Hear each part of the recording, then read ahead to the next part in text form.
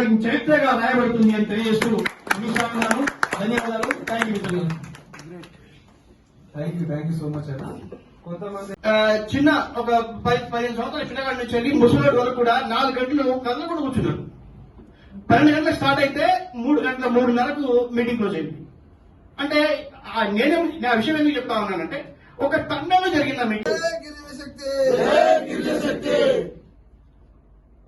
సాధిద్దాం గిరిజన హక్కులను, సాధిద్దాం గిరిజన హక్కులను, వదిలాలి గిరిజనుల ఐక్యత, వదిలాలి గిరిజనుల ఐక్యత.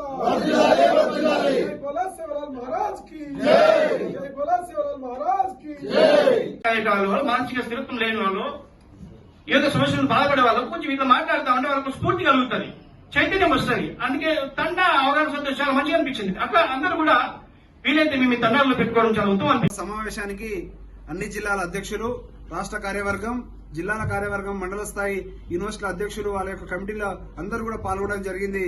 ఈ రోజు ఇలా మేము ఒక తీర్మానం చేయడం జరిగింది.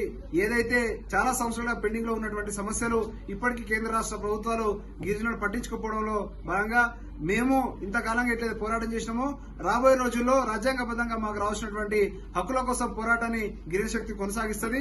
దాంట్లో భాగంగా ఈ నెల 15వ తారీఖున శివలాల్ మహారాజ్ జయంతి సెలవు దినంగా రాష్ట్ర ప్రభుత్వం ప్రకటించాలని చెప్పి డిమాండ్ చేస్తా ఉన్నాము.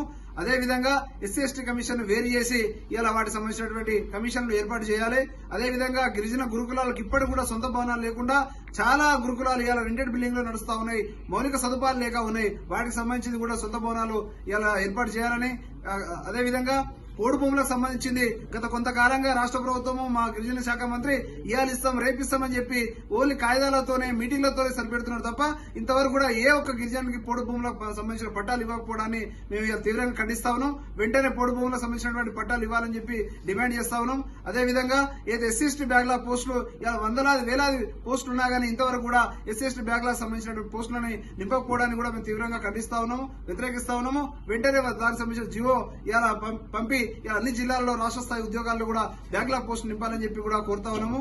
అదే విధంగా ఏదైతే ఇవాళ గిరిజన విశ్వవిద్యాలయం अस्सलाम वालेकुम, हेलो हाय आदाब एवरीवन। दोस्तों मैं आपका दोस्त शहबाज खान, आप देख रहे हैं TNT न्यूज और देखते रहिए TNT न्यूज। Thank you.